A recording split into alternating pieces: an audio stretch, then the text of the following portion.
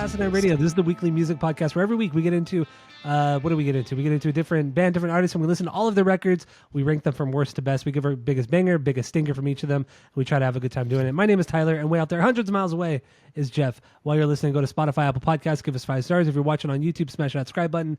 And we are in pop disaster season right now, baby. This is where we're getting into all the bands that played on the infamous Pop Disaster Tour back in 2002. So what are we doing this week, Jeff? Go.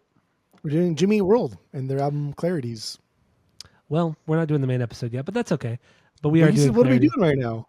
Well, we're doing Jimmy Eat World, and we're gonna rank all 10 of their records. All you said is, "What are we doing?" And that's what we're doing. No, okay. Don't get mad at me. You're not going to be specific.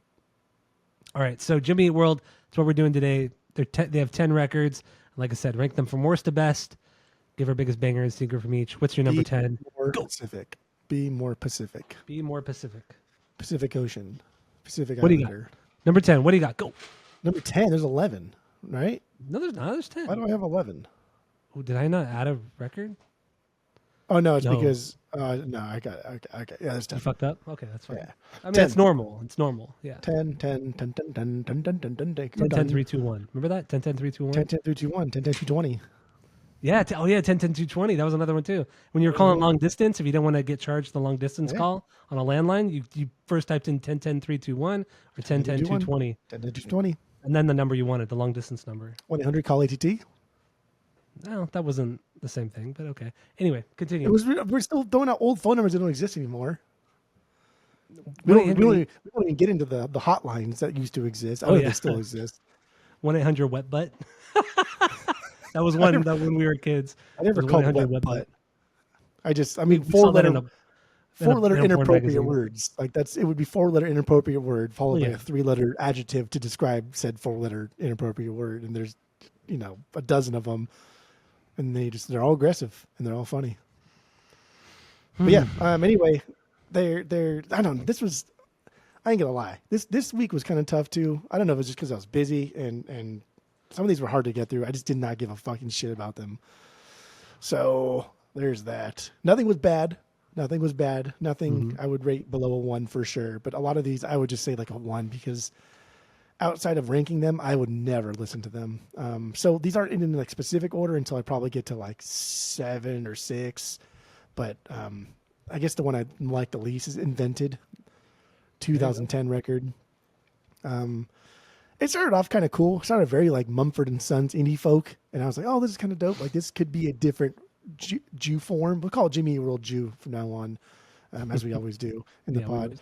A different Jew form. And I thought like, oh, this would be kind of interesting. I don't remember this sounding like this. And then it immediately stopped after that. It was like, oh, fuck, man. It turned right back into just like generic, watered down Jimmy Eat World Jew. Yeah.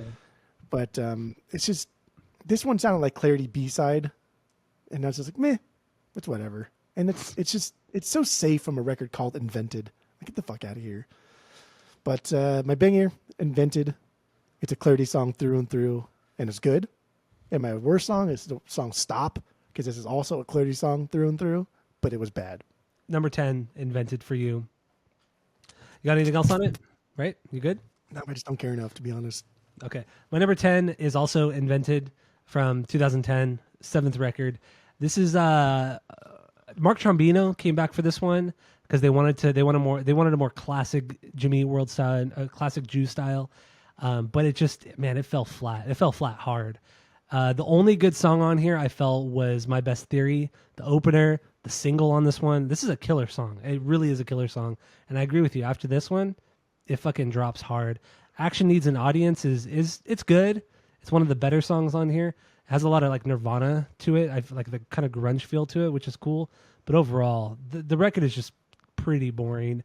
It's fine. There's some like country western elements to this one too, like old country, not pop country, but like old country, and also a lot of adult contemporary, which it's a hard genre to describe, but when you hear it, you know it.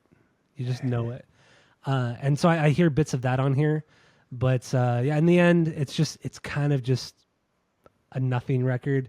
And I agree with you. I would never rank anything below a 1 out of 3, where 3 is a perfect album, 2 is a good album you're going to continue to listen to 1 is a bad album, but give it a shot, and 0 is the worst thing you've ever heard. So I would never give any of these records below a 1. But god damn, it's not necessary. It's really, this record's just, who cares?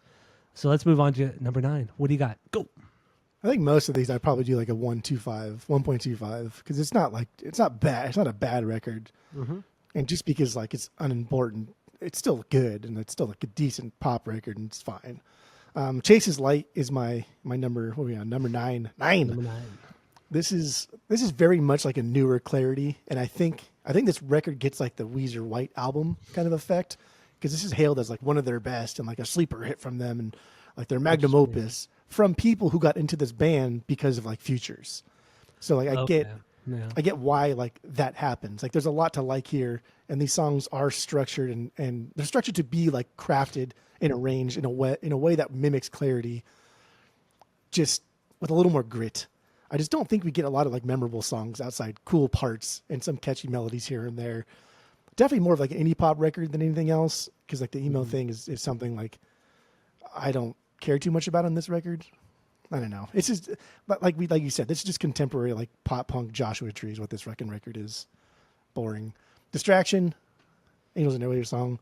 That's my favorite, mostly because the like little staccato guitar riff is kind of cool. But whatever. Gotta Be Somebody's Blues. That was my weakest song. The song is just, there's like nothing here. There is no substance whatsoever. And they do this a lot. They try and make these big sounding songs like in Clarity, and there's nothing there. Very like Led Zeppelin of them. All this pomp and circumstance, but with like no heart, nothing in the middle of it. Just, okay. I get it. I agree with you for the most part. Yeah. All right. So my number 9, are you good? I'm good. Said your stinker? Yeah, you said your stinker. My number 9 is Damage, 8th record from 2013. This is it's really not that much better than Invented. It just has a little bit less of the adult contemporary stuff. There's nothing super memorable about it. Recording it, they wanted to go a little bit different. They recorded half on tape, like analog tape, half on digital, to get a more raw sound, a warmer tone. But honestly, I don't hear it. It doesn't really matter, because the songs themselves are just, they're fine. They're fine. Like I would rate this a 1.5 out of 3 on our scale. So it's cool listening to it. It wasn't boring at all, which is fine. But yeah, anyway, my banger, Book of Love, has this old like country western feel to it. It actually sounded a lot like a Tiger Army song. When Tiger Army does like their more country stuff, it sounds a lot like it, with a lot less slide guitar. But it's a killer song. This song is actually really good. Stinker is Bye Bye Bye, or Bye Bye Love, I'm sorry. Just doesn't go anywhere. It's slow. It's kind of boring. Even though I said there's nothing boring on this record, this actually is boring. Like they were trying to do a Clarity song, but it just doesn't hit the same way at all. And yeah, that song was really, it was lame. That song was lame. But Book of Love, that's just a fucking such a good song. I put it on my best of Jimmy Eat World playlist that I make, because every week I make a best of playlist of whatever band we're doing, and that song ended up on my playlist. So it should be a top 10. It runs way too wild and way too much. So okay, that's fun. All right, so what do you got for number 8? No restrictions. Number 8, your favorite song, your favorite album, Surviving, is number 8. Their 10th record. Dude, this record is fucking fine. Like, talking about like arena rock for alt rockers is what this is. Like, there are no big hooks outside a couple of songs, and it's just big sounds, droning guitars. It's fucking like, it's just bland like Foo Fighters shit is what this is. It is fine. It's not graded by any stretch of the imagination. This is a 1.5 through and through. That's all it deserves. Okay, 1.5 is still fine. It's not a bad record. Absolutely. I'll take, for sure. We've done a lot. This is still better than like all but maybe 2 Kiss records. I will say that. And it's better than All Stained. Yes, that's correct. It is better. And than this all is better. Well, than no. all but The first Stained record is good. That record's stupid. We just listened to a lot of bullshit, so we thought it was good. It wasn't good. It was stupid. Well, okay, that's wrong. 1 Mil is my banger, my best song. Dude, this song is a banger. It's catchy. It's big. It's well rounded like arena rock. But like it's not over the top, and there is a strong melody there, so you can latch onto something. And they really lay down like the chorus thick here, because they throw it at you like 3 different ways. There's the same chorus sang 3 different ways in 3 different kind of like styles. It was like, cool, man. That's what I want from like an arena rock, alt rock, Jimmy Eat World song. And my worst song is Recommit. Not 555. Oh, it's not 555. Oh, nah. That song's not very good though. That song's so good. That song is so good. That's not even like a top. That's not even a top 5 of non like early Jimmy Eat World song. Like Post Futures, that's not even a top 5. Recommit. Like this is like the biggest culprit of what I mentioned. Like nothing really happens here at Heart, but it's a lot of loud, big noises, like just trying to trick us. And that's all they fucking do, dude. That's all they do. It irritates me. All right. So my number 8 is Jimmy Eat World's Jimmy Eat World, self-titled record, first record from 1994. It's not on the streaming sites outside of YouTube. This is a punk record, kind of a hardcore record. This is really good. It's a good record. Never been pressed. They hate this record. They won't talk about this record. When they do talk about it, all they do is talk shit about it. But it's good. It's solid. I do enjoy this one.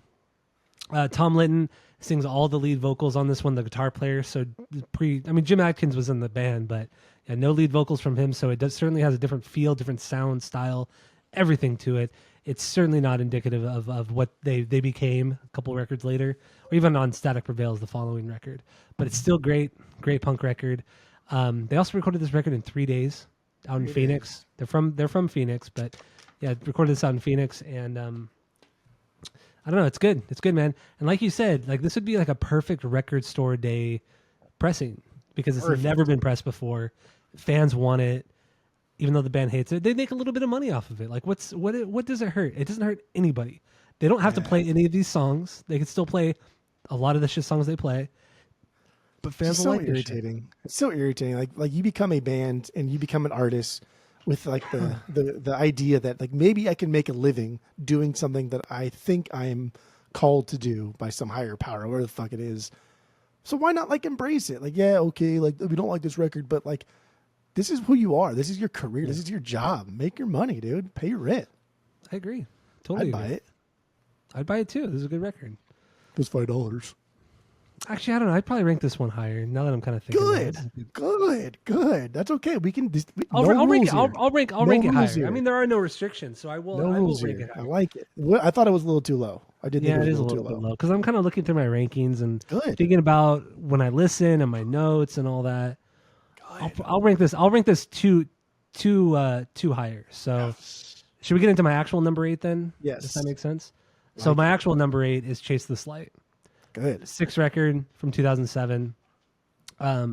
It's fine. It's a good record. It's solid. It's them getting more into the indie rock sound, leaving a lot of the pop rock melodies and stuff, in the past. Less big riffs, not really a lot of heavy stuff. Has some dance pop kind of songs with the hi-hat work and all that kind of shit, which is cool. It's fun. Banger, Electable, Give It Up, faster, upbeat song, and fuck goddamn, this song is so catchy. This song is fucking fantastic.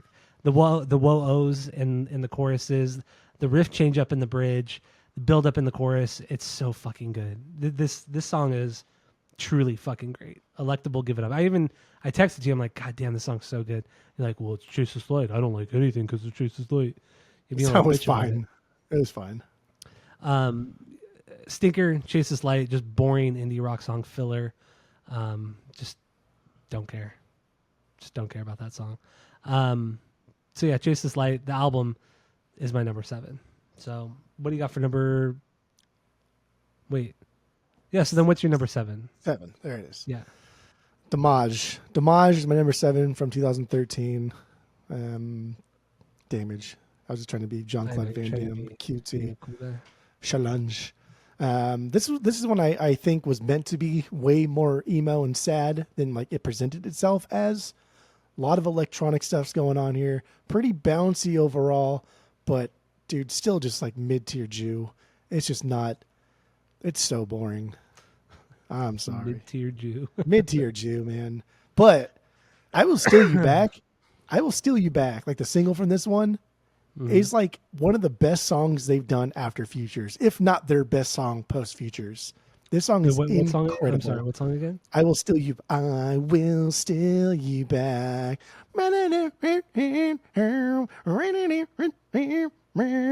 You fucking Andy from The Office or what? Rig-a-dig-a-doo, rig-a-dig-a-doo.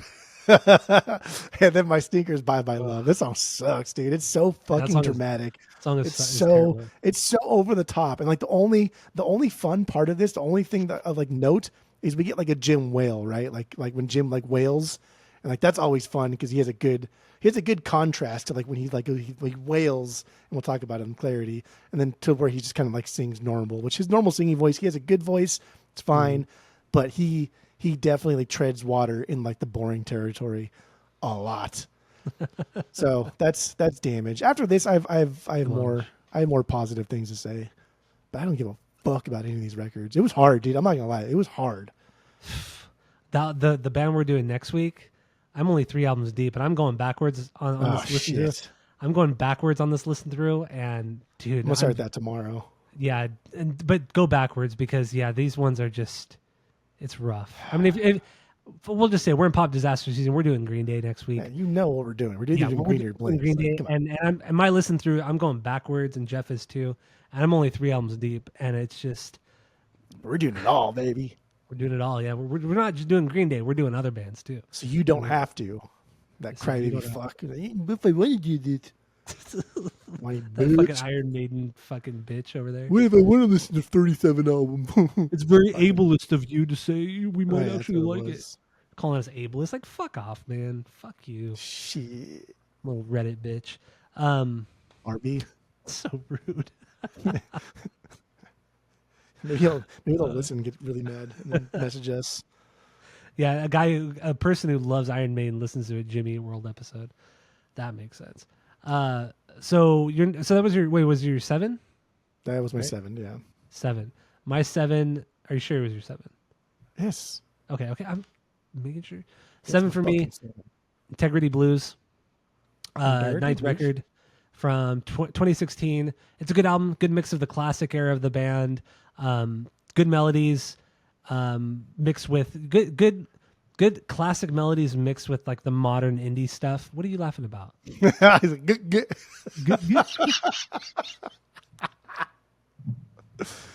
Go ahead.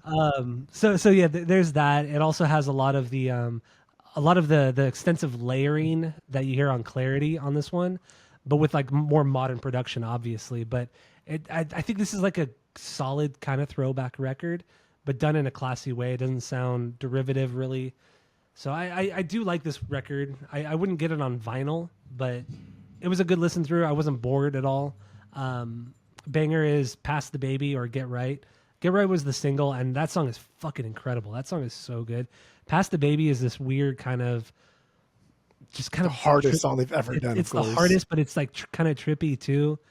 And I've watched them play this live a couple times, and dude, it's kind of an intense song when they play it live. So it's a cool song. But Get Right, I mean, that's just a classic Jimmy World song, such a banger. So Stinker, Integrity Blues, title track. It's more of just like an interlude, like this grand atmospheric interlude. Just stupid, not necessary. So it's my number 7. What do you got for number 6? Integrity Blues. That's my number 6. On a first, so this one ranked a lot. This is my last place, the start of the week, when I was going backwards. I was like, this album sucks. Like I passed this over. I was like, this is just Jew pop garbage. I fucking hate this. Sounds so bad. It was not a good record. Yeah. Okay. I know what you're hearing, but I'm just saying. But honestly, some of their best like songwriting and melodies post Futures is on this record. It's just unfortunately buried in like dense pop centric instrumentals, and it's stupid. But it's still a Jew at heart, right? It's still there. Like the blueprints. Jew at heart. Yeah, it's still there, and it's still a really cool thing. It's just, man, there's a lot of dumb shit on this. There's some really like Def Cab meets Jew thing going on with a lot of these songs too. So I think it deserves more recognition than most of the records, but like you got to give it like another listen. And I'm not like telling people to listen to this more than 3 times. So this is one that like, it's a 1, but you have to do it twice. So therefore it has to be like a 1.5, because the second time I listened to it, I appreciate it a lot more. But I agree. Pass the Baby. Like, what the fuck is this? I had to like double check to make sure this was still Jew, because this is like the hardest song they've ever done. Yeah. Well, I mean, there's some pretty hard shit on Static Prevails too. Not like this though. This sounded like this was almost like grunge. This was almost like 90s era, like just straight post-hardcore, heavy grunge. And they don't even really sing on this that much, so it's just like this is like almost an intentional thing that they did to make sure that we're still paying attention for these boring ass records. The End is Beautiful. That's my least favorite song. I just felt like this song had more to offer. It could have been bigger. It had some great parts. It had some killer guitar lines that like threw back to Clarity, Bleed American, like specifically Hear You Me, like that kind of sound. But damn, dude, it's just like, you guys fuck this. Like you had a cool concept and it just fell flat. Like there's like no more. That's the thing. We're getting a little Clarity too, but like there's no more experimenting with these guys. Like they were just done. Sad. No, you're right. You're totally right. Yeah, I mean after Bleed American, they just kind of like they saw the formula. They saw we just want to make pop rock hits, and that's really just what they strived after was writing the next pop rock hit. And they just didn't give a fuck about experimenting after that record. But yeah, whatever. That's cool. That's cool, man. Whatever. That's cool. That's cool. That was your 6, right? That was my 6. All right, my 6 was the self-titled record, first record. So we already went over that. Good, I like it. What do you got for your number 5 then? Static Prevails is my number 5. Static Prevails. This is a fun record. 96. If I didn't say that already, it's a fun record. But something just like really isn't. This isn't representative of their sound, of what everybody wants to hear out of Jimmy Eat World, be it the old guard of the Clarity Kids or the new guard of the Chase This Light. There's really nothing here. There's nothing super specific, but it's still a pretty damn good record. It's not as one-dimensional like skate punky as your first, but it's also not like Jew sounding, but it's still pretty damn good. And I did enjoy this. I've had this on vinyls. I still wouldn't pick it up again, but it's still good. I enjoyed my listen here. I probably would go back to this. Maybe not, I wouldn't rate this a 2, but this would be like a 1.8, 1.85. So close. It's still pretty good. It's still pretty good. Just give it a 2 out of 3. I can't do that because usually I buy 2. Usually I buy 2s on the vinyl. I buy 2s on the vinyl. I don't think I would do this on the vinyl. But 17. That's my banger. Like I don't care. Whatever. It's the most popular song from this. It's a fucking banger, dude. If you had Jim singing on this song and threw this on Clarity, like we're talking a different story here, a whole different fucking ballgame for this song. This song would be one of their best. It would be something that could have been the single for Clarity, and then catapulted them quicker than it did have on Clarity. My worst song, 77 Satellites. I don't know, just because like it's later. I don't know. I have no real reason for this being the stinker. To be honest, I have nothing. Okay, that's fine. My number 5 then is also Static Prevails, second record, 96. Mark Trombino produced this one along with a guy named Wes Kidd. He was brought in as a producer as well because they just signed to Capitol Records, and Capitol Records said you got to have another producer there. Got to have somebody who's a little bit more popular than Mark Trombino because he was nothing at this. I mean, not nothing, but he'd only been in Drive Like Jehu at this point, and didn't have any sort of record label real recognition. So. And you hear it. I mean, this is also the classic lineup of the band. Rick Birch, he joined on bass after the first record. So ever since this record, it's been the same lineup. And Tom Linton and Jim Adkins share vocals 50-50 on this one, which is cool. Like it gives a nice like kind of I don't know, like range, not range, but yeah, it breaks up the monotony. You know what I mean? Because I mean they do have pretty distinctive voices. And obviously Tim is a more, hardcore singer. Not hardcore, but just grittier singer, I should say. But yeah, I mean, this record is just a solid post-hardcore emo record. Some people call it third wave emo. Whatever, I don't care. But yeah, this is very much of that. And the production, the tones, the guitar tones they got on this, the drum tones they got on this were incredible. Just absolutely fucking incredible. It's an amazing sounding record. I got it on vinyl. It's fucking great. Banger, Robot Factory, hands down. That song is truly incredible. You would never know it's Jimmy Eat World until you saw it. Lynn sings vocals on this one. It's a fucking incredible song, man. Stinker, if I had to choose one, episode 4. Not really any particular reason, maybe just because it's a little bit slower. One of the few slower jams on the record. But in the end, they just kind of did that style better on Clarity and Bleed American. Still a good song. I have no issue with it. But yeah, damn, dude, this is a great record. I think everybody should hear this record. It's fucking solid. I give this a 2.25. This is I think you're only ranking it so low because you love Clarity and Bleed American so much. Probably true. But this is a really incredible record. Static Prevails is incredible. So, my number 5. What do you got for number 4? Number 4, Jews Jew. The first record, 94. Yes, it's one-dimensional skate punk stuff from this era. But as we all know, I do have a soft spot for this.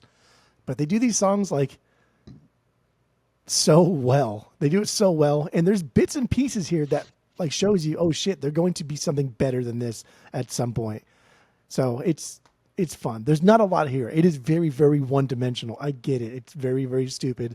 And I probably should rank this lower, but I like this specific sound. And so I don't give a fuck. And there's absolutely no reason they should write this off the way they do. No reason.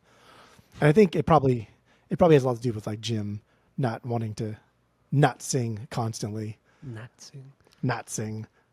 Dang, that was really close to saying Nazi on. Yeah, not it really sing. was. Damn, see, right. The whole Jew thing was funny for a minute, but now it's not funny anymore. Yeah, now We're getting into Kanye territory and stuff. He's putting out a new album. Do you see that? It's funny because like people still like whenever we get Kanye in the store, fucking sell same day every single time, no crazy. matter what, without fail. Like the dude's untouchable. He's untouchable. Mm-hmm.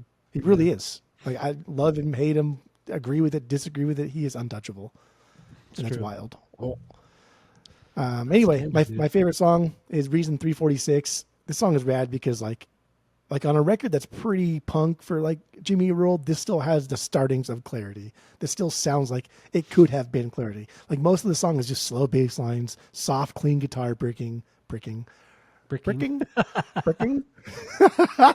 pretty cool. It's pretty cool. Cars is my least favorite. I don't even fucking know why. I put it here because I had to put a lot of the songs bleed together. It's fine. They again, I totally agree. This should not be top 4. I have a soft spot for this shit, so that's why it's here, dude. And I was thinking too, like I was thinking in my mind, I was like, okay, when I rank these, like, do I like if I'm putting Jimmy Eat World above Static Prevails? If someone said, hey, dude, you have like one record to listen to before I end your life, right? Am I going to choose Jews Jew or am I going to choose Static Prevails?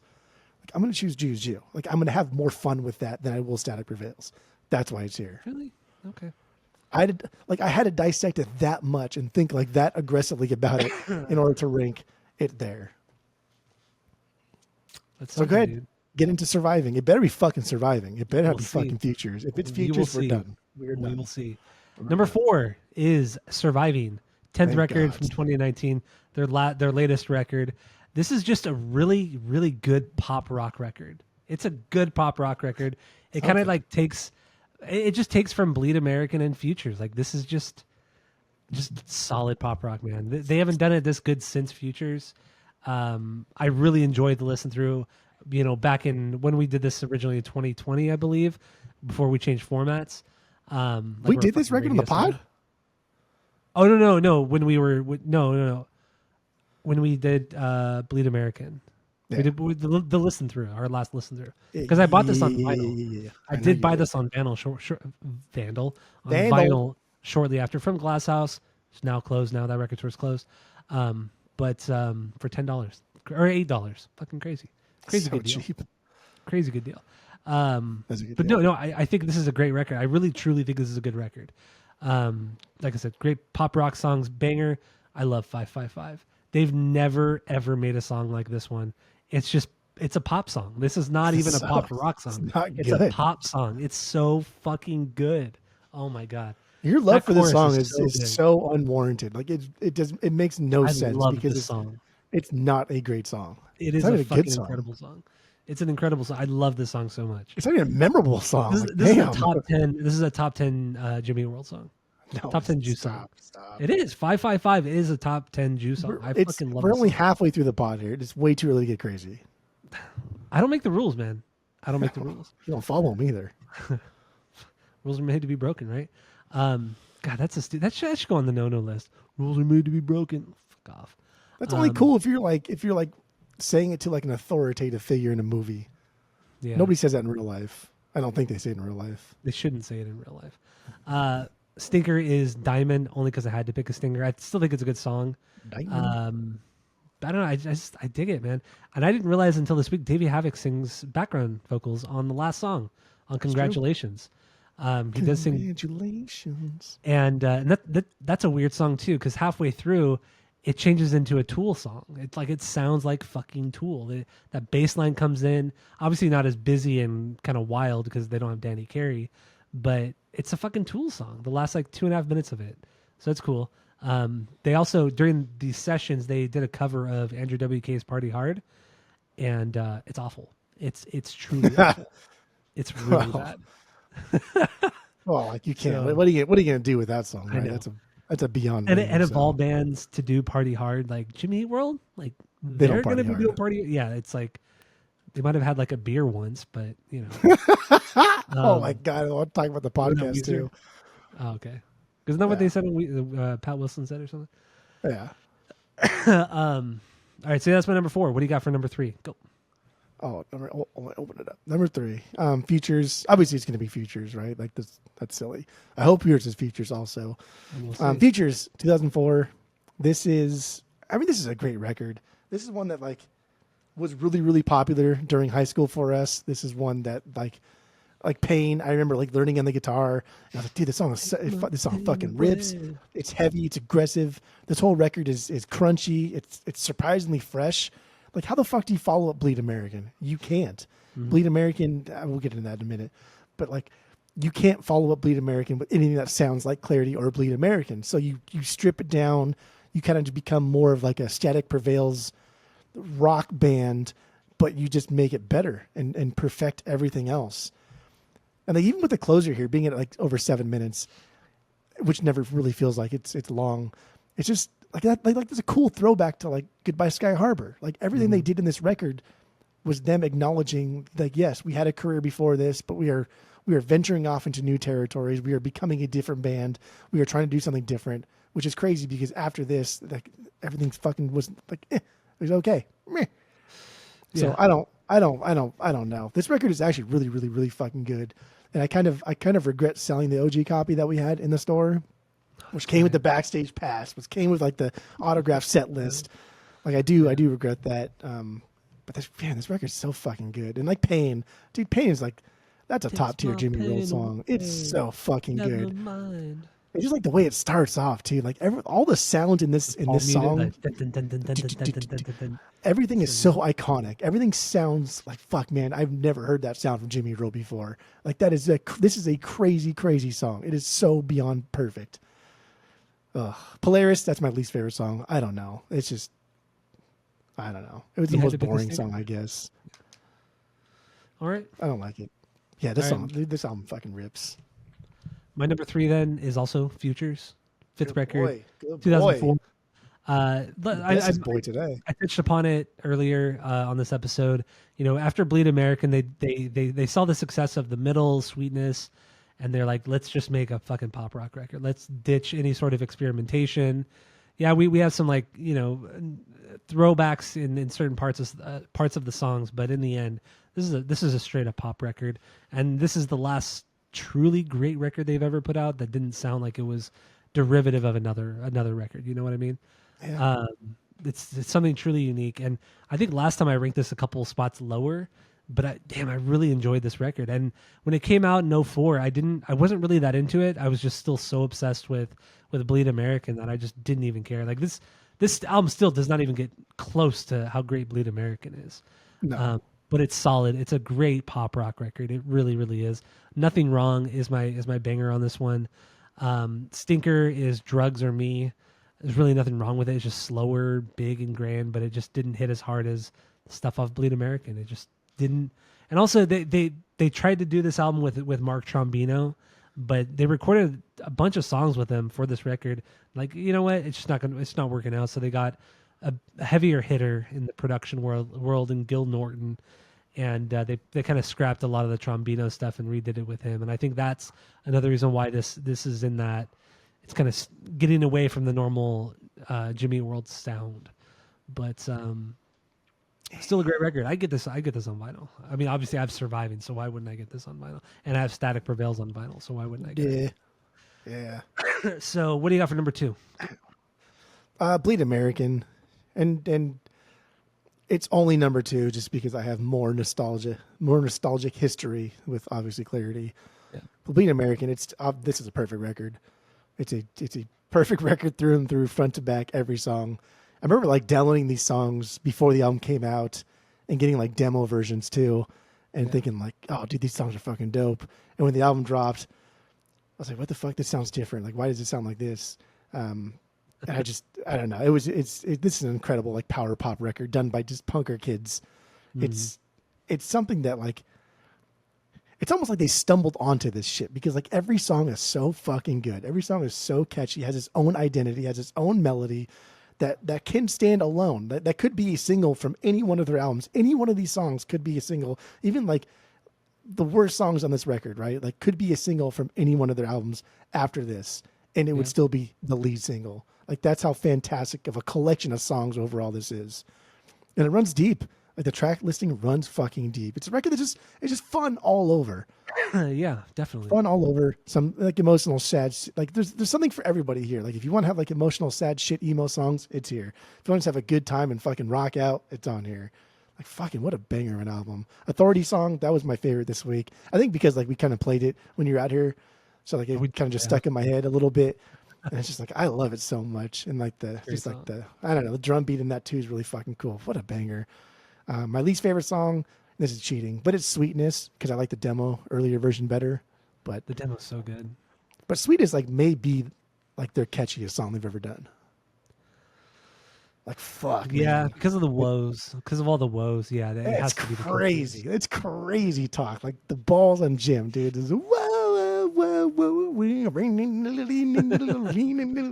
and then crazy. And they get the piano, dun, dun, dun, dun, dun, dun, the staccato piano, dude, which is not in the demo, and that piano's not in the demo. It's only in the original, the album version. And it comes in so aggressive too. Like it's not even in the back. It's like I'm the lead. I know. I fucking love it. Oh shit! Yeah, what a fucking banger of a record. What gives them the right? I got an OG UK pressing today. Did you really? Yeah. Did you keep it? No, you didn't. Fuck you. Yeah, You did not. Of course. Yes. Actually, the guy that traded in like knew I wanted it, so I paid him basically retail for it. Yeah.